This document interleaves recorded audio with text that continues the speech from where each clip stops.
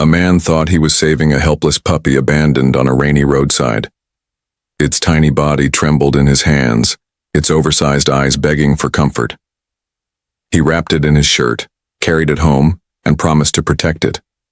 But as days passed, strange behaviors emerged. Sounds no puppy should make, movements far too sharp, eyes that glowed in the dark. Concerned, he rushed it to the vet. The doctor's face drained of color, his hands shaking as he whispered the truth. What the man had brought home wasn't a puppy at all, and the revelation shocked everyone. The rain had just begun to fall, a light drizzle tapping against the windshield as Mark drove down the lonely country road. It was late, the kind of late where the world feels asleep, where every shadow on the roadside seems alive. He was tired from work and eager to get home, but fate had other plans. Up ahead, something moved. A small dark shape trembled at the edge of the pavement, half hidden in the tall grass.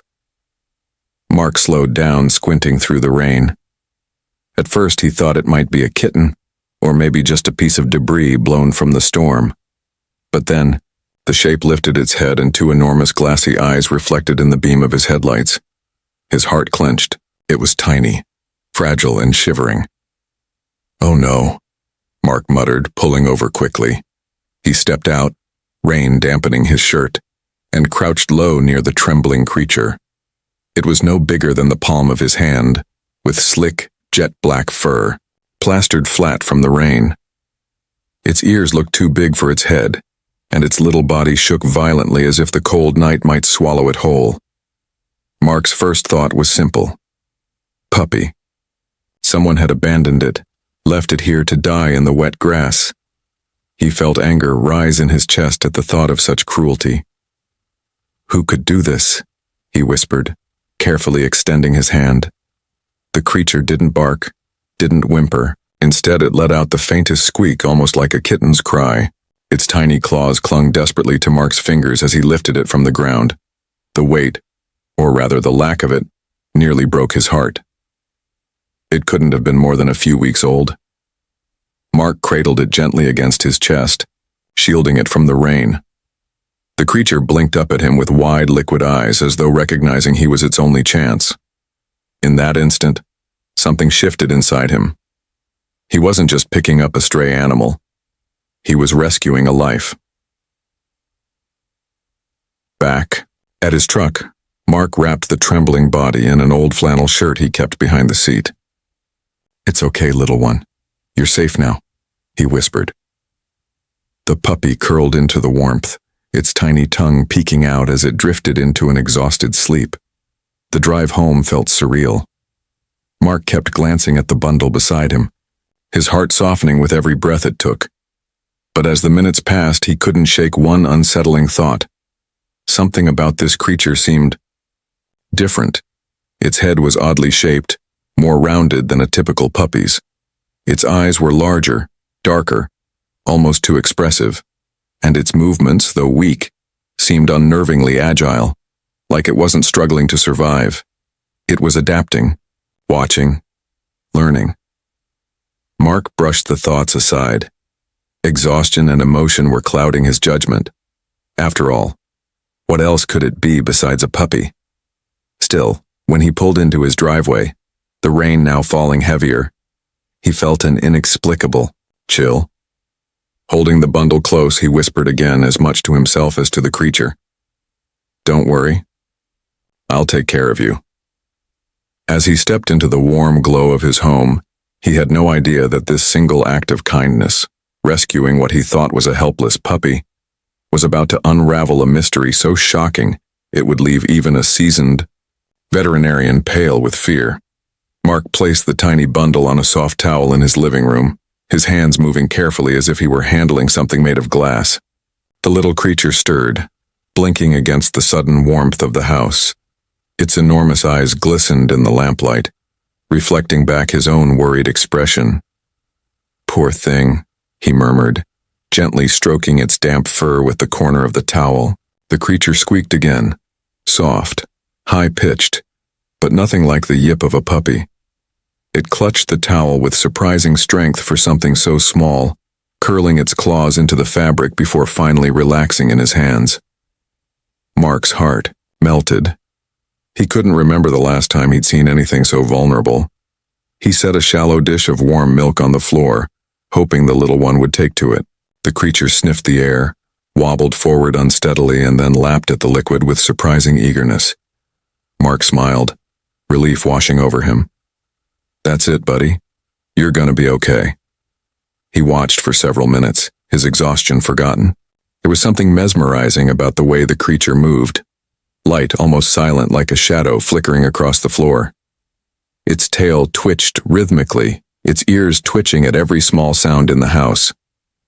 Even in its fragile state, it seemed unusually alert, as though constantly studying its surroundings. By the time the little one finished, its belly was full and round. It waddled back to Mark, pressing against his leg.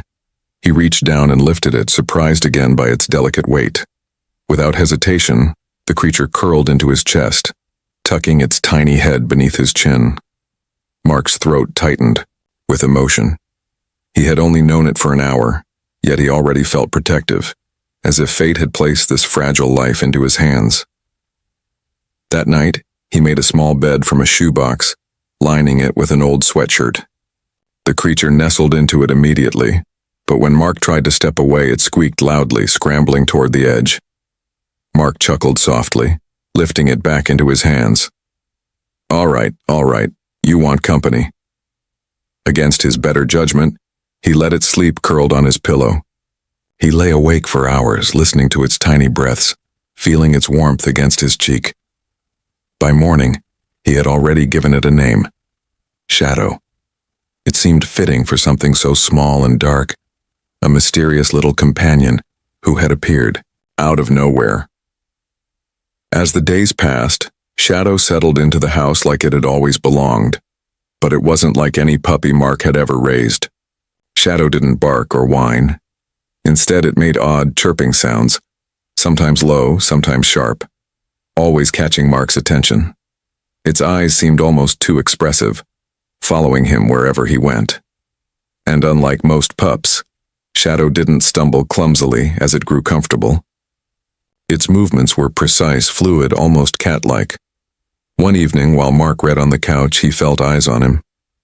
Looking down, he found Shadow perched on the armrest, staring at him with an intensity that made his skin prickle. The little creature tilted its head, ears twitching, before letting out a sound that sent a chill down his spine. Not a bark, not a meow, but something in between. Mark laughed nervously. "You're a strange little guy, aren't you?" Despite the oddities, Mark's attachment grew stronger. He took photos, shared them with friends, who responded with confusion. "That's the weirdest puppy I've ever seen," one texted. Another joked, "Are you sure it's a dog?" Mark brushed it off. People didn't understand. Shadow was his responsibility now, his family. At night, Shadow proved restless. While Mark tried to sleep, the creature often crept silently around the room, its eyes glowing faintly in the dark. More than once, he awoke to find it perched at the foot of the bed, watching him. Strangely, he didn't feel afraid. If anything, he felt safe. Each day, the bond deepened. Mark carried Shadow everywhere, fed it carefully, even spoke to it as though it could understand. And in a way, it seemed to. Its head would tilt at the sound of his voice, its tail flicking with recognition. But beneath the warmth of their growing bond lingered a shadow of unease. The more time he spent with Shadow, the more certain Mark became. This wasn't just a puppy. It was something else, something he couldn't quite name. And soon, he would learn the truth. At first, Mark convinced himself that Shadow's quirks were simply part of being a young pup. But as the days turned into weeks, the little creature's oddities became harder to ignore.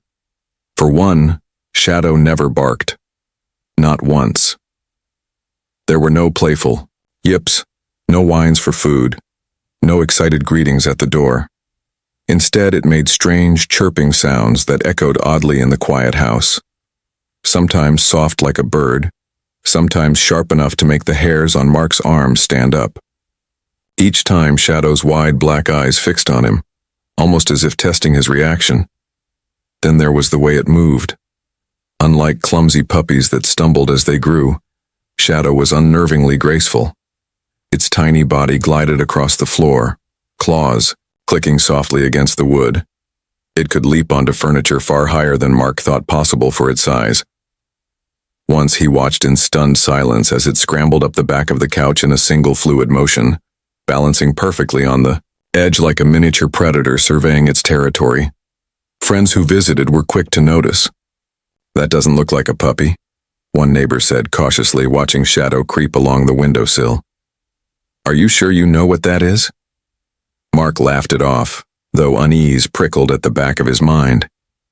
He didn't want to admit it, but the truth was gnawing at him.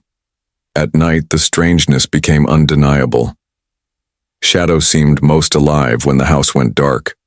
While Mark struggled to sleep, the creature prowled quietly from room to room. Its eyes glowed faintly, in the darkness, twin orbs that caught the slightest glimmer of moonlight. More than once, Mark woke to find Shadow perched on the dresser, staring down at him with unnerving intensity. Food was another puzzle. Shadow refused dog kibble, no matter how Mark disguised it.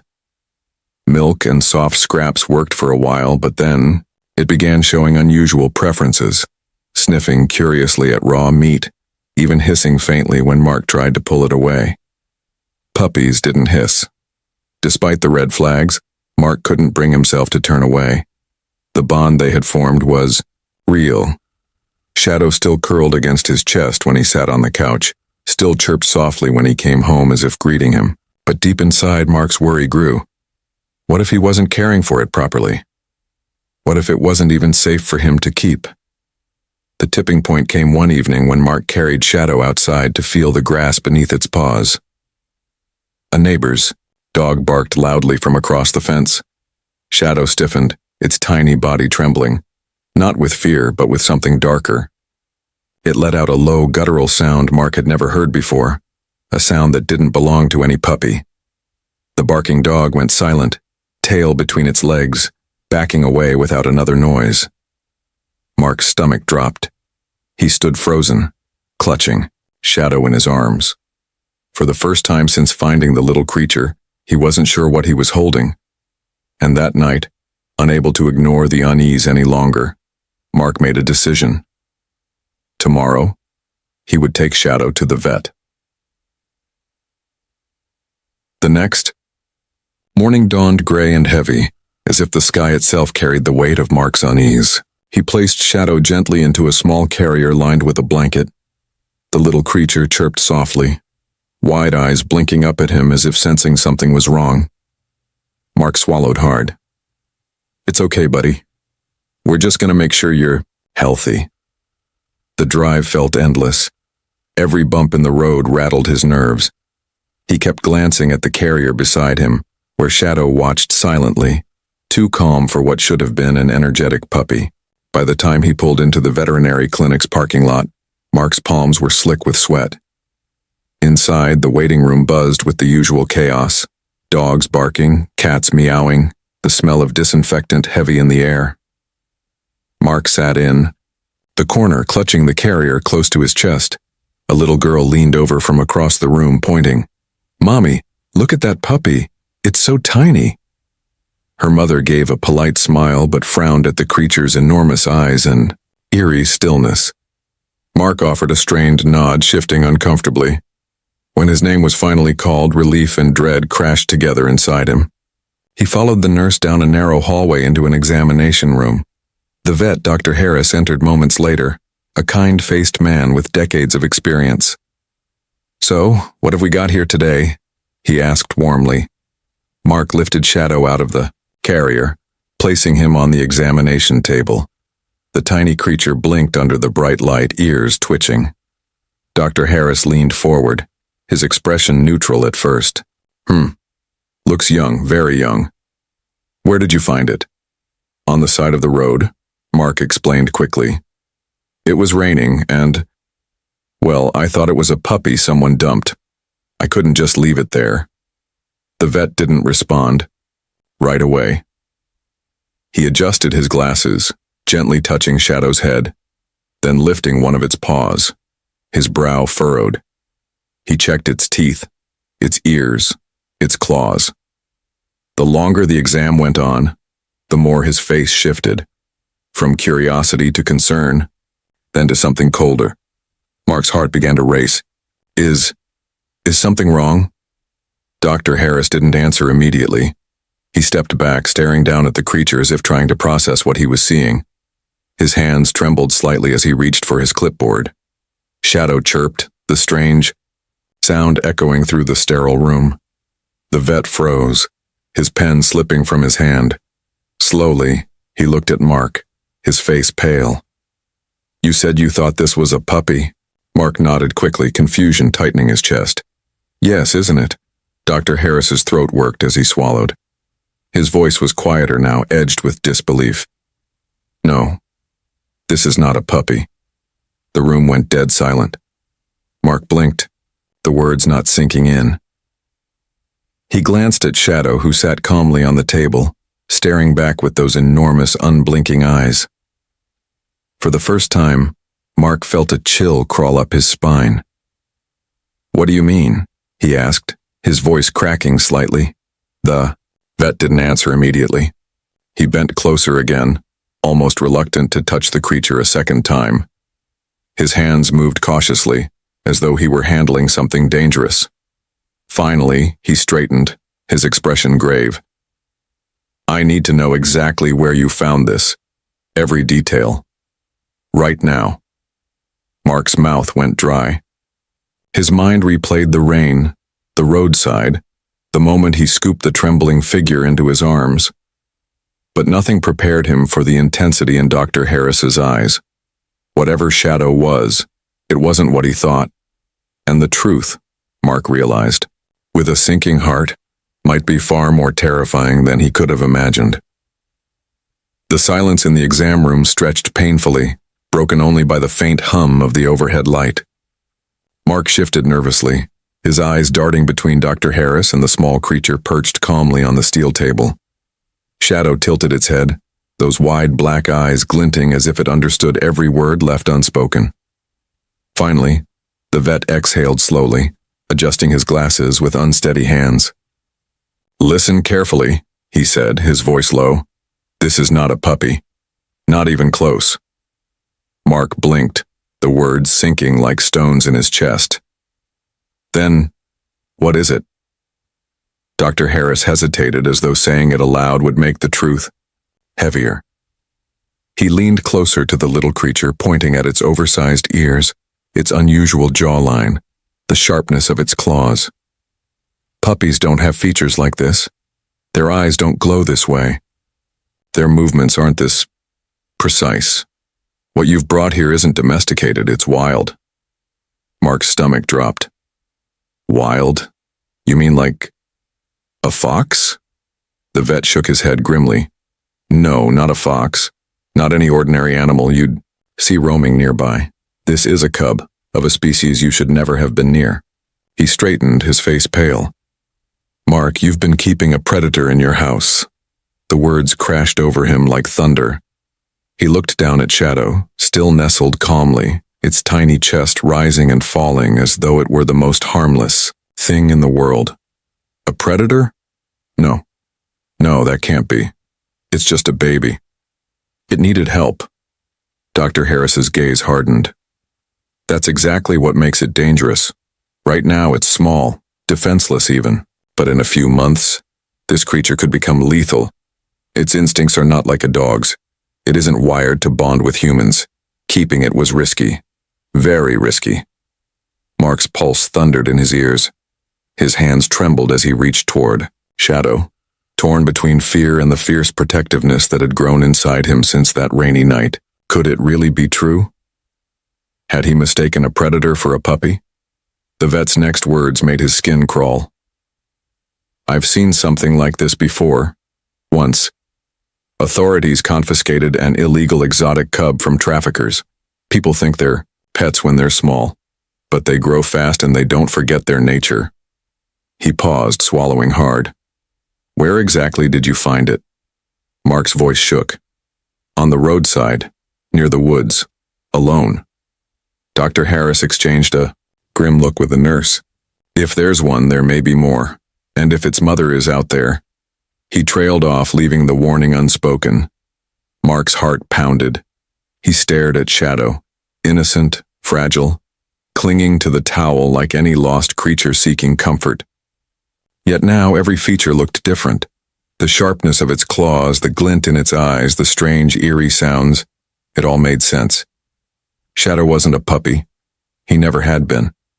And the realization left Mark with a terrifying question.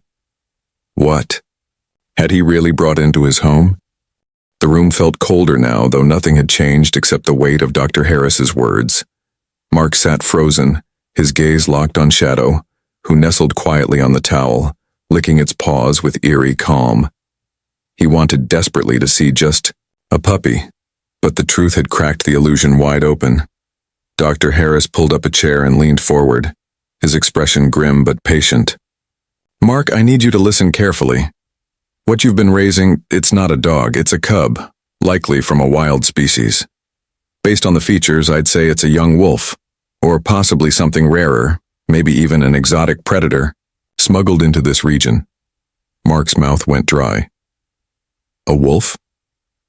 The word felt foreign on his tongue, impossible to connect with the fragile creature curled at his side. No, that doesn't make sense. Wolves don't just show up on roadsides around here.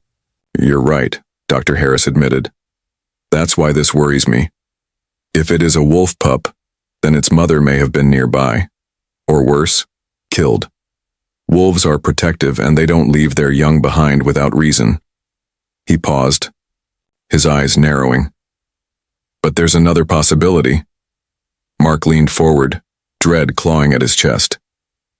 What possibility? The vet sighed, his voice low. Illegal wildlife trafficking. People smuggle exotic animals across borders, selling them on the black market as pets. Cubs are easy to move because they're small and fetch high prices. Many don't survive. Those that do often end up abandoned when their owners realize they can't control them. The words hit Mark like a blow. He pictured Shadow left, in a cramped cage ripped from its mother, transported like cargo. His heart ached at the thought. So, you're saying someone dumped him? Dr. Harris nodded slowly. It wouldn't be the first time. Traffickers often abandon animals when authorities get too close. A roadside in the rain. It fits the pattern. Mark rubbed his face with trembling hands. He wanted to deny it, to cling to the image of Shadow as a lost puppy, a chance encounter meant to bring them together. But piece by piece, the puzzle formed a chilling picture. The strange cries, the glowing eyes, the sharp claws, it all aligned with something wild, something untamed. The vet's tone softened, but his words carried weight. Mark, I don't doubt your intentions, you saved its life. But wild animals, even cubs, don't lose their instincts. They can't be trained like dogs. Keeping one is dangerous for you, and unfair for the animal. It belongs in the wild, or in the care of specialists who know how to raise it. Mark glanced at Shadow, who had climbed onto his arm, curling against him with surprising affection. The warmth of its body pressed into his chest, and his heart twisted. How could something so small, so trusting, be a threat? But look at him, Mark whispered, voice breaking. He needs me. Dr. Harris's eyes softened with sympathy. I understand, but sometimes the kindest thing we can do is let go. The room fell silent. Mark's mind whirled with conflict. Every instinct screamed to protect Shadow. Yet the vet's words echoed with reason. If Shadow really was a wolf cub, or worse, some exotic predator, keeping him wasn't just dangerous. It was illegal. Still, questions burned. If it is from traffickers, Mark asked quietly, what happens now? Will they come looking for it? The vet hesitated, then shook his head. Most likely not. If they abandoned it, they've already cut their losses, but the authorities need to know. They'll want to investigate. If there's one cub, there could be more. Mark's stomach tightened. The thought of other creatures out there, suffering, lost, maybe dying in cages, made his chest ache. He glanced at Shadow again. The cub tilted its head, chirping softly, as if sensing his turmoil. In that moment, Mark realized this wasn't just about him anymore. Saving Shadow had pulled him into a bigger story, one that reached beyond his home and into the shadows of greed and cruelty. Dr. Harris placed a hand on his shoulder. You did the right thing bringing it here. But now you need to decide what's next. Mark's heart sank. The bond he'd built felt unbreakable, yet the truth loomed like a storm. Shadow wasn't a puppy. He never had been. And letting go might be the hardest decision of his life. Mark sat in his truck outside the clinic, the rain pattering softly against the windshield. Shadow was curled in the carrier on the passenger seat, eyes half closed, tiny chest rising and falling with each breath. To anyone else, it was just a strange animal, a potential danger. But to Mark, it was family. His mind churned with Dr. Harris's words. A predator. Illegal trafficking. Dangerous. None of it matched the creature he had fed, cradled, and carried against his chest at night. Shadow had looked to him for safety, had pressed its little head into his palm with trust. How could he turn his back? Now yet deep down fear whispered. If Shadow truly was wild, what would happen when it grew? Already its movements were sharper, its cries more haunting. A pup could be trained, but a predator would follow instincts written in its blood. Could love alone be enough to change that? Mark's hands gripped the steering wheel tightly, torn, between two worlds. On one side was his heart, screaming to protect Shadow no matter the cost. On the other was responsibility, the vet's warning that the cub needed experts, not a man pretending it was a dog. He thought of the neighbors, the little girl who had pointed and called Shadow a puppy. What if the creature snapped one day? What if kindness wasn't enough to tame it? The dilemma weighed heavily. Keeping Shadow meant risking the safety of others and perhaps his own. Giving him up meant breaking a bond that had already rooted itself deep inside Mark's soul. Either choice felt like losing. Shadow stirred in the carrier, letting out a soft chirp, eyes opening to meet Mark's. The look was innocent, trusting, almost pleading. His chest ached. How could something so small and helpless be a threat? Mark exhaled shakily. What am I supposed to do with you? He whispered. The only answer was silence, and the knowledge that whatever choice he made, his life would never be the same. By the next day, the story had spread beyond Mark's quiet home. A neighbor who had seen Shadow through the window had snapped a photo and posted it online with the caption, "Man rescues mysterious puppy, but is it really a dog?" Within hours, the post went viral.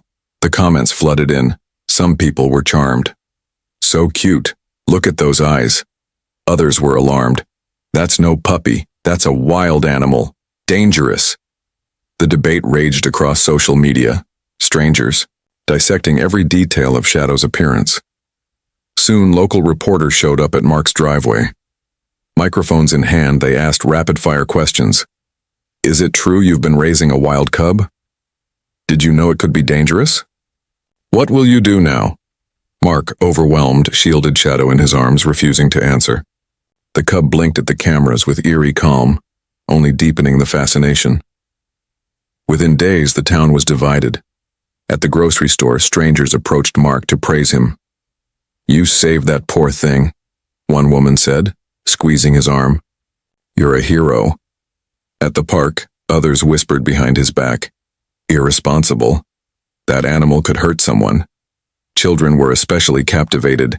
They begged their parents to drive past Mark's house, hoping to glimpse the mysterious creature in the window. To them, Shadow wasn't dangerous. He was a fairy tale come to life.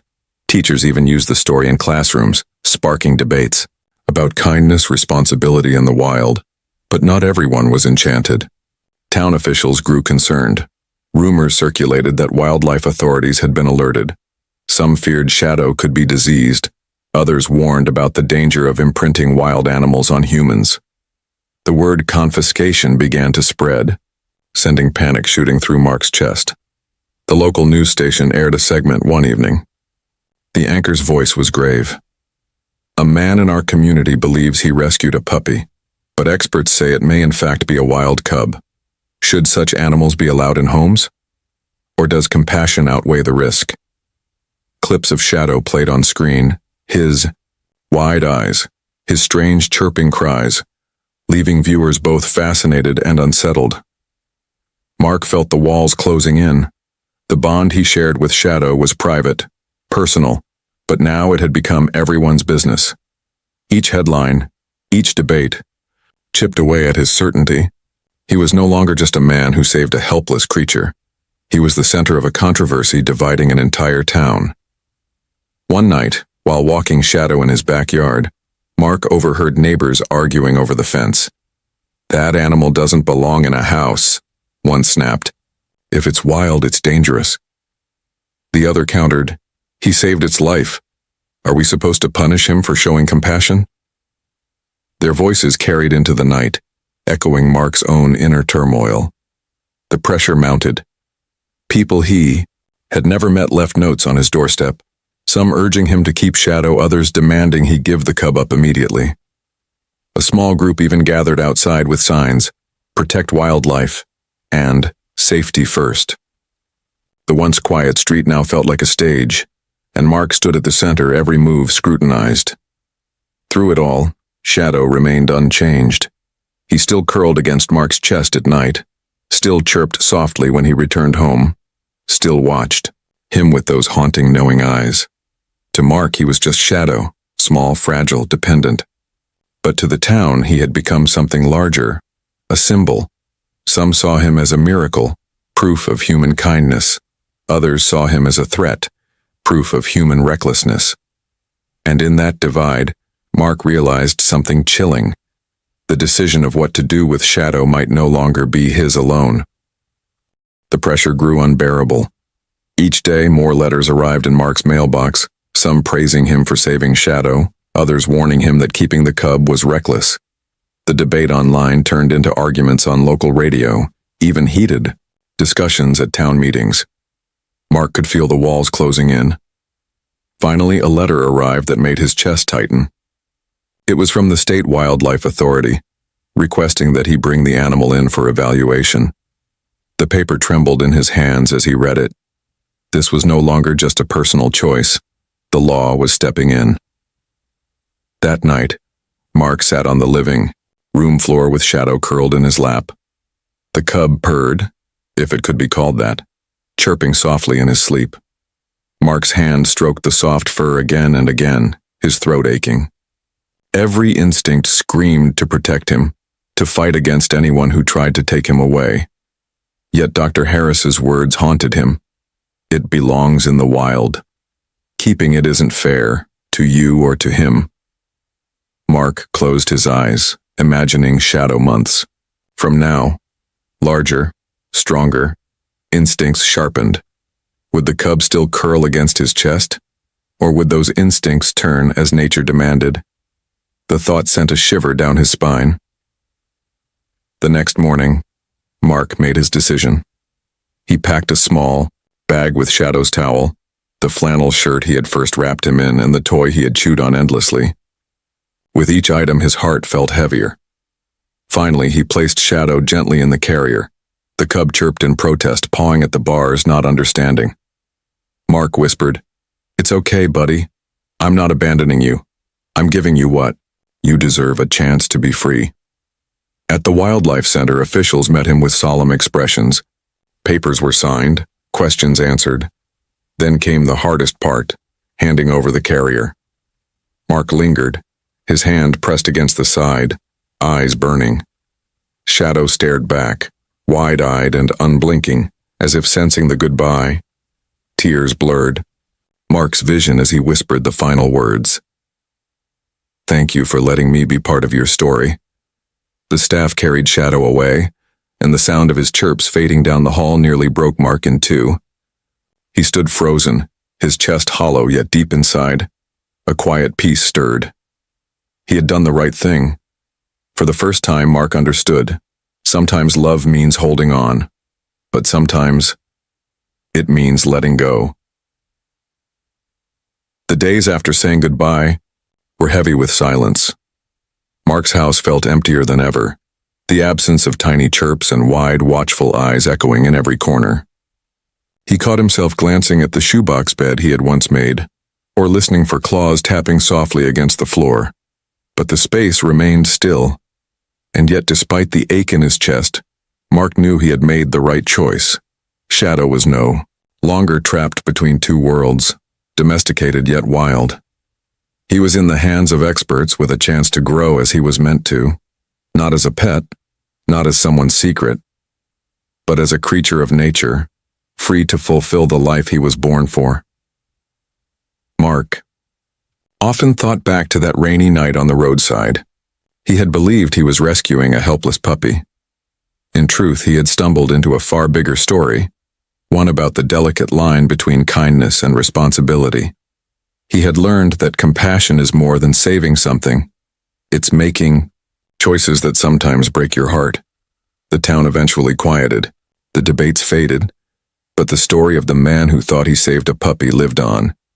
Schools used it as a lesson about wildlife conservation. Families told it as a reminder not to judge by appearances. And to Mark, it remained something deeper, a reminder that life can surprise us in ways we never expect. On quiet evenings, he still walked the same road where he first found Shadow. Sometimes he imagined hearing that tiny squeak again, seeing wide eyes glinting in the dark grass. A part of him would always miss the little creature that had curled into his chest, trusting him completely. But another part of him took comfort in knowing he had given Shadow what mattered most, a future. In the end, Shadow's story wasn't just about an animal found on a roadside. It was about the choices we make when faced with responsibility. It was about love, sacrifice, and the courage to let go. And as Mark stood beneath the same storm-colored sky where it all began, he whispered softly to himself, "Sometimes the scariest truths bring the most important lessons."